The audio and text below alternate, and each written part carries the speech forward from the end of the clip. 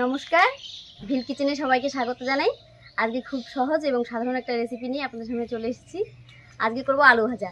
তবে এই সাধারণ আলু ভাজাও যে কত টেস্টি হয় সেটা না দেখলেই বিশ্বাস হবে না। আপনারা প্রথম থেকে শেষ পর্যন্ত সঙ্গে থাকুন, আশা করছি ভালো লাগবে। এখানে দুটো বড় বড় আলু নিয়েছি, তো এই দুটো আলু দিয়েই হয়ে যাবে। প্রথমে আলুটা কেটে নিচ্ছি।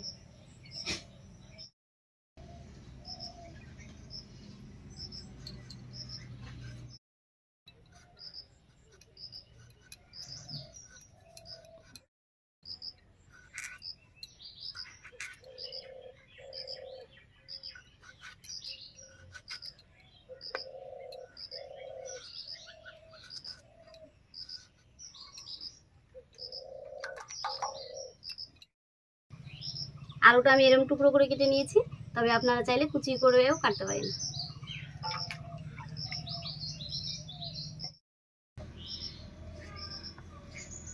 আলুটা কেটে নিয়েছি, এবার উনুনটা জ্বালিয়ে নেব।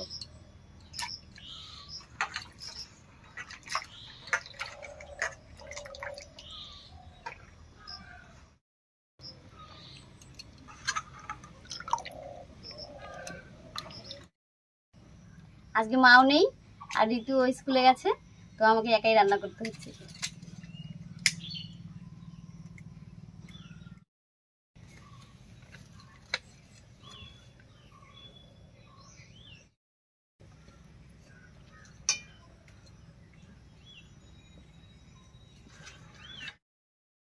উনুন জ্বালিয়ে কড়াই বসিয়ে দিয়েছি। এবারে শুকনো খোলায় 1 চামচ মতো পোস্ত ভেজে নেব।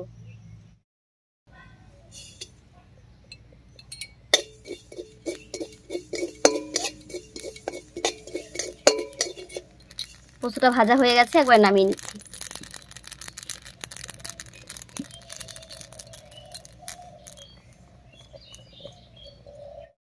এবারে শুকনো খোলায় কয়েকটা কাঁচা বাদাম ভেজে নেব।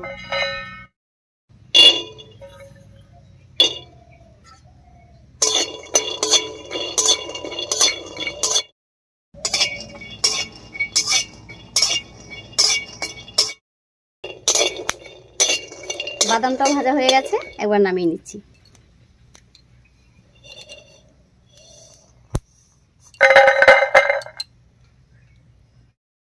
এবার কড়াইয়ে দেব সরষের তেল।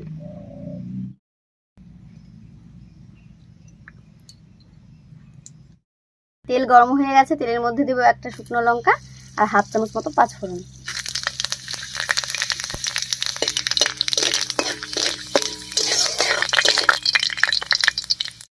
ফোড়নটা ভাজা হয়ে গেছে, এবারে কেটে ধুয়ে রাখা আলুটা দেব।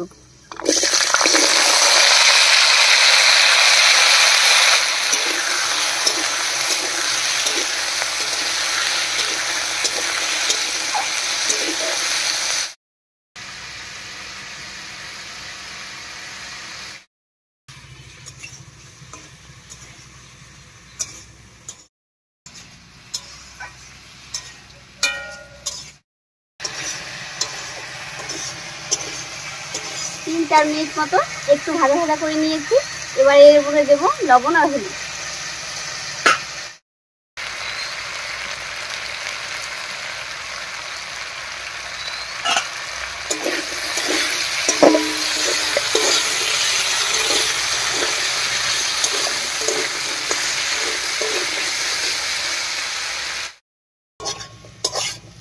আলুটা ভাজা হতে থাক, আর এই ফাঁকে আমি ভেজে রাখা যে বাদামটা আছে সেই বাদামটা গুঁড়ো করে নিচ্ছি।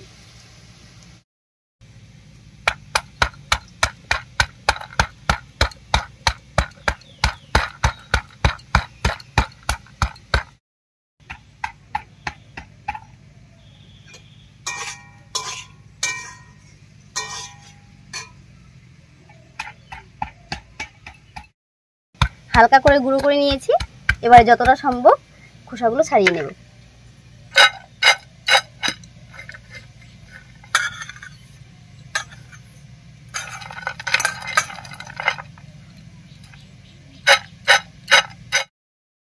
আলুটা বেশ একটু ভাজা ভাজা হয়ে গেছে, এবার এর মধ্যে দেব সামান্য একটুখানি শুকনো লঙ্কা বাটা।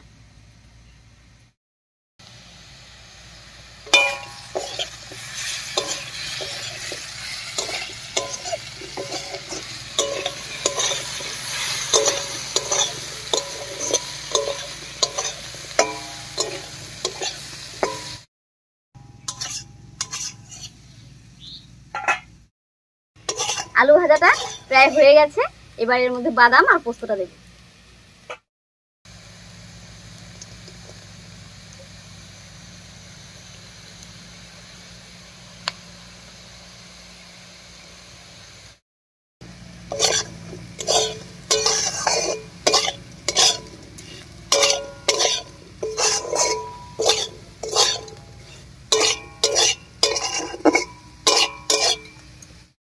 ভাজাটা হয়ে গেছে, আর আলুটাও দেখুন কি সুন্দর সেদ্ধ হয়ে গেছে। এবার নামিয়ে নিচ্ছি।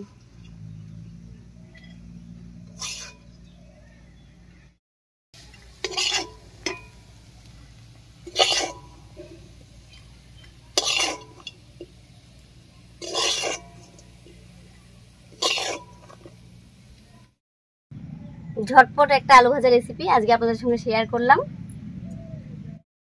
এটা গরম গরম ভাত, রুটি, লুচি, এমনকি মুড়ির সঙ্গে খেতেও কিন্তু দারুণ লাগে। যাই হোক, রেসিপিটা কেমন লাগলো অবশ্যই কমেন্টে জানাবেন। যদি ভালো লাগে একটা লাইক করে দেবেন এবং চ্যানেলটিকে সাবস্ক্রাইব করে এভাবে আমাদের পাশে থাকবেন। আজ এ পর্যন্তই, আবার কাল দেখা হচ্ছে নতুন কোনো রেসিপি নিয়ে।